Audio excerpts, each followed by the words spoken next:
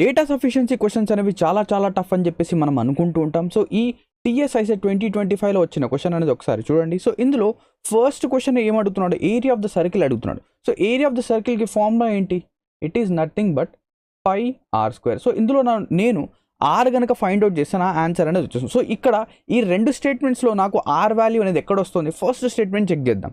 Statement 1 ఏం చెప్తుందంటే perimeter of the circle is 54π. Perimeter of a circle లేదా పెరిమీటర్ని మనం సర్కిల్లో సర్కంఫరెన్స్ అంటాం. Circumference of a circle is 2πr. So ఇది వచ్చేసరికి 54π అంట. సో ఇక్కడ నుంచి నేను ఆర్ వాల్యూ అనేది ఫైండ్ అవుట్ చేయొచ్చా, విత్ ఇన్ సెకండ్స్ నేనేంటంటే ఫైండ్ అవుట్ అనేది చేయొచ్చు. సో ఇక్కడ నుంచి నాకు R value some XYZ value అనేది వస్తుంది.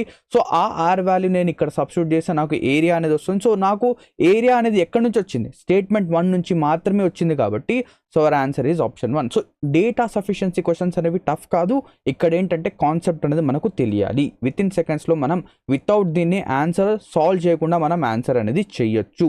సో ఇదే డేటా సఫిషియన్సీ యొక్క బ్యూటీ అన్నమాట.